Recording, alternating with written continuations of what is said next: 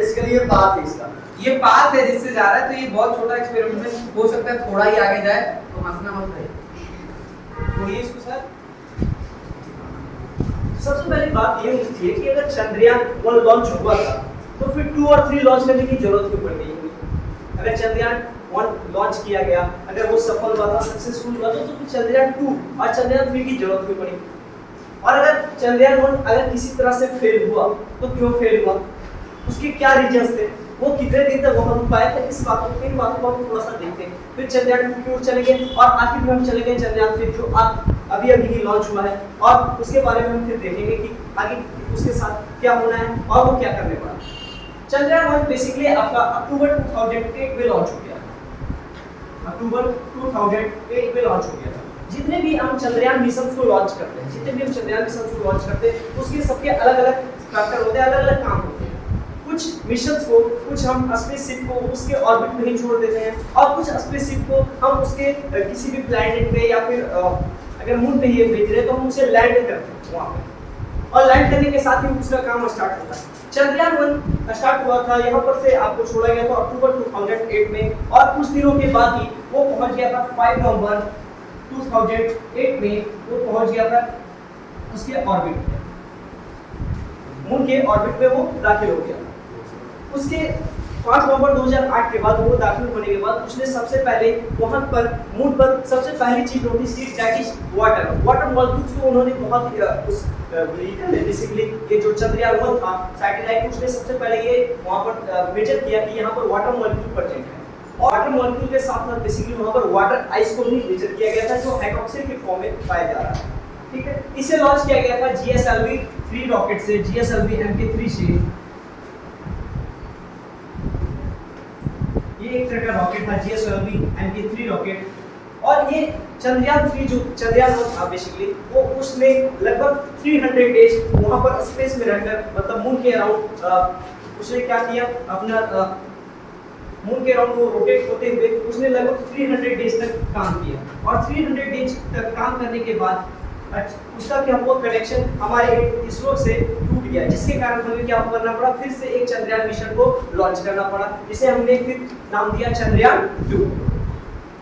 अब चंद्रयान 2 फेल होने का रीजन आप सभी को पता है, बेसिकली चंद्रयान 2 लॉन्च होने का रीजन भी आप लोगों को पता है। बेसिक सी बात है, आप अगर ऑर्बिट के थ्रू देखना चाहोगे तो ऑर्बिट के थ्रू उतना क्लियर इंफॉर्मेशन आपको नहीं मिल पाएगा। तो अगर आपको किसी आपने सुना भी होगा कि अगर समुद्र को जानना है तो समुद्र को करना पड़े, है ना, अगर आपको समुद्र किसी भी चीज को जानना है तो उसकी तह तक, है ना, कोई भी बात बिना सुने, आधा बिना सुने हम किसी भी बात के कंक्लूजन पे नहीं पहुंच सकते।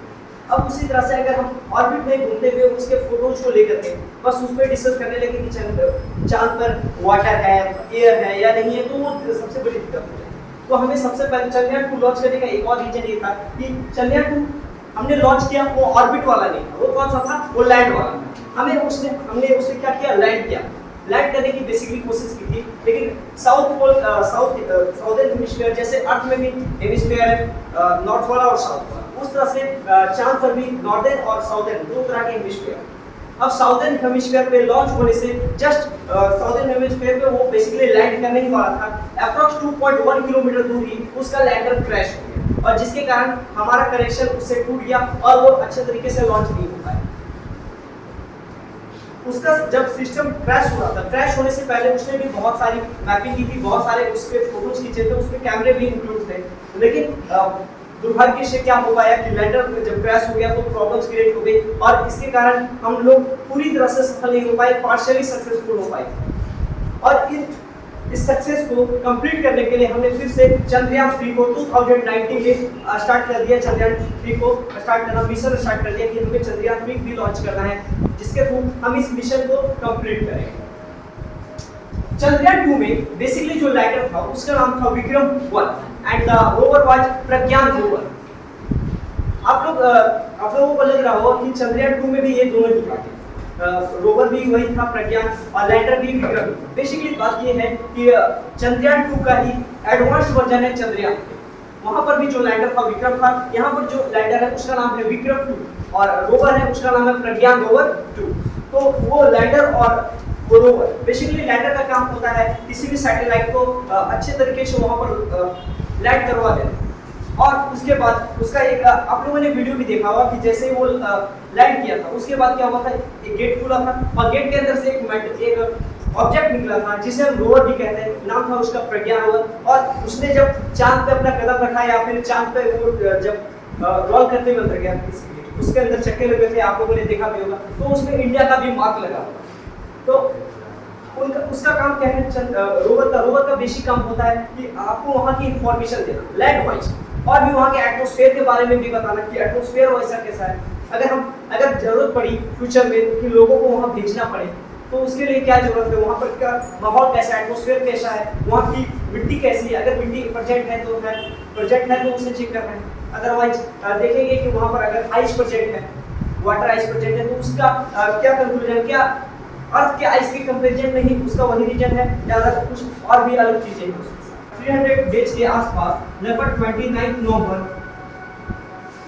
2009 में इसका कनेक्शन हमारे इंडिया से यानी कि इसरो से टूट चुका था, जिसके कारण कुछ बोल 2000 चंद्रयान 1 की बात वन कर रहे हैं। चंद्रयान 1 30 नवंबर 2009 चंद्रयान 2009 में ब्रेक हुआ था बेसिकली। और आप लोगों ने बहुत ही दुर्भाग्य की बात थी कि चंद्रयान 2 लॉन्च लैंड होते रह गया, जिसके कारण बहुत सारे हम सभी देशवासियों को बहुत ही उस समय एक तरह से कह सकते हो अशांति पीड़ा हुई थी, जिसके कारण बहुत ही लोगों को वहाँ के जो साइंटिस्ट थे वो भी बहुत सारे साइंटिस्ट रोने लगे।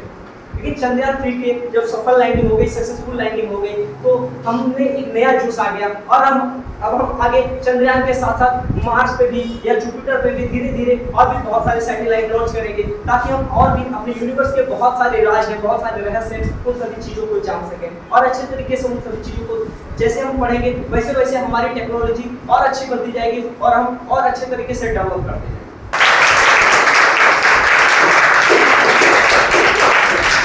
अब लास्ट संदीप की आपके 5-10 मिनट है, फिर Q&A कर लेंगे। सर ने काफ़ी इन्फॉर्मेशन आपको दी और डेट वाइज फिलहाल मैं नहीं जा रहा हूँ, बट मैं आपको ये बता दूँ कि जो चंद्रयान 1 है 2008 में लॉन्च हुआ, वो एक सक्सेसफुल मिशन ही बोल सकते हैं उसको, लेकिन वो दाखिल कहाँ हुआ था, चांद के ऑर्बिट में। लेकिन जैसे कि सर ने कहा था कि समुद्र को जानना है तो समुद्र में उतरना पड़ेगा। काफ़ी चीज़ें ऐसी हैं जो आपको ऑर्बिट में रह के पता नहीं चलेगी, सॉइल के अंदर क्या है वो चीज़ पता नहीं करेगी, उस पर क्वेश्चन आ रहे हैं नहीं, जिसको हम अर्थ पे भूकंप बोलते हैं, तो वहाँ पे चंद्रमा कंप भी हो सकता है। भूकंप भू वर्ड अर्थ के लिए होते हैं, इसलिए उसको वहाँ पे भूकंप नहीं बोला जा सकता, क्योंकि वहाँ पे चंद्रमा के लिए स्पेशल वर्ड यूज करेंगे। लेकिन क्वेश्चन आ रहे हैं या नहीं आ रहे, वो सारी चीज़ों को जानने के लिए हमें ये जरूरी था कि कुछ लैंडर को सरफेस पे, मून की सरफेस पे उतारा, और वो सारी फेलियर जो हुई थी चंद्रयान 2 के टाइम 2019 के अंदर, वो सारी फेलियर को याद करके ही और फेलियर के हिसाब से चंद्रयान 3 को बनाया गया कि जो जो चीज़ें कमी रह गई थी उन सारी चीज़ों को इंक्लूड करना है, और वही सब इंक्लूड करके ही एडवांस चीज़ बनाई गई, एडवांस आपकी रॉकेट सिस्टम डेवलप किया गया। और आप देख ही रहे उसका नतीजा ये हुआ कि 23 अगस्त को हमारा चंद्रयान 3 सक्सेसफुली वहाँ पे चला गया, लैंडर हमारा वहाँ पे सॉफ्ट लैंडिंग कर गया, और इस तरह से हम दुनिया के पहले कंट्री बन गए जो कि साउथ पोल पे, मून के साउथ पोल पे पहुंचा है। और ऐसा सॉफ्ट लैंडिंग वाइज देखा जाए तो 4th कंट्री हम बन गए after US, Russia and China. तो ये बहुत ही प्राउड की बात है कि इंडिया का जो स्पेस ऑर्गेनाइजेशन इसरो है इतना बहुत अचीवमेंट कर लिया। थोड़ा बहुत आपको मैं बता देता हूँ उसके बारे में। सर ने बताया था कि हमारा जो मिशन, मैंने आपको एक एग्जांपल के तौर पे बताया था कि लॉन्च तो बड़े एक मिसाइल से हुआ था, एक रॉकेट से हुआ था, बट बात में था कि क्या है, एक छोटा सा आपको एक सिस्टम, एक सैटेलाइट दिखाई देता, उसके बाद भी वो मून के सरफेस जाके और छोटा हो गया। जो आपका लैंडर पहुंचा है जिसका नाम सर ने बताया, अभी क्या नाम था, विक्रम लैंडर, और विक्रम लैंडर से जो निकला था रोवर, उसका नाम था प्रज्ञान। अभी भी प्रज्ञान रोवर नाम है और अभी भी सक्सेसफुली ऑपरेट ही कर रहे हैं, अभी चल रहे हैं। तो प्रज्ञान और जो आपका रोवर का मतलब एक रोबोट ही है। क्या है वो? रोबोट है। रोबोट है वो चल सकता है। चलने से फायदा क्या होगा, उसमें पेलोड्स लगेंगे जो टेम्परेचर सेंस कर सकता है। अभी मैंने आपको बताया क्वेक सेंस कर सकता है कि वो अर्थक्वेक, जिसको हम अर्थक्वेक बोलते हैं, तो वहां पे भी क्वेक उस तरह से आते हैं नहीं आते। इसके अलावा क्या कर सकता है, सॉइल को मैंने बता ही दिया। इसके अलावा एनवायरनमेंट का देख सकता है आसपास, और सर ने जैसे बताया था कि वहाँ पे हो सकता है कि साउथ पोल के आसपास वहाँ पे मोल्टन H2O प्रेजेंट हो, वाटर हो तो आपके सॉरी आइस की फॉर्म में हो, तो वो सारी चीजों को पता लगाने के लिए भी गया। इस तरह से आपके टोटल 7 पेलोड्स इसके अटैच है और हर पेलोड का अपना डिफरेंट फंक्शन, किसी का सॉइल डिटेक्शन, किसी का टेम्परेचर डिटेक्शन, किसी का आपका क्वेक्स एनवायरनमेंट, की सारी चीजों को लेकर ये पेलोड्स उसके अंदर लगे। थोड़ा सा ब्रीफली आपको चंद्रयान 3 का सक्सेसफुली पता लग ही गया और हम 15 दिनों के अंतराल में उसको ऑब्जर्व करने वाले, 1 यूनिट 14 दिन तक वो रहने वाला है। 14 दिन के बाद उस पे क्या हो जाएगा, साउथ रीजन पे जो आपका ये मून है उसका जो साउथ को मान लेते हैं ये वाला साउथ पोल है, तो ये साउथ पोल में अंधेरा हो जाएगा। अंधेरे का मतलब रात हो जाएगी। अभी क्या है वहाँ पर दिन का टाइम है, लेकिन रात होने के बाद उसका टेम्परेचर बहुत ज्यादा ड्रॉप हो जाएगा, 200 डिग्री से भी ज्यादा ड्रॉप हो जाएगा और इस केस में हमारा लैंडर और रोवर का परफॉर्मेंस नल हो जाएगा, काम करना बंद कर देगा। इसीलिए जो भी इंफॉर्मेशन लेने हैं हमें इसी जो बचे हुए 10 से 11 दिन है इसी के दौरान लेने हैं। फिलहाल अभी तक कोई सटीक की तरह से आया नहीं इसरो की तरफ से कि हमें कुछ मिला है, बट होपफुली कुछ वहां पर मिल सकता है। थोड़ा सा ब्रीफली आपको बता देता हूं कि ये मून है और ये जो अर्थ है, तो हमारा जो लैंडर विक्रम जो हमारा चंद्रयान मिशन है वो इस तरह से गया था कि आपका लॉन्च होते ही ऐसा नहीं होता कि लॉन्च होते ही डायरेक्टली यहाँ पे पहुंच गया। हालांकि ये भी ऐसा नहीं कि मुश्किल है, ये हो सकता है, ये होता है, लेकिन चूंकि मैंने आपको बताया ना सारी सीन देखनी है।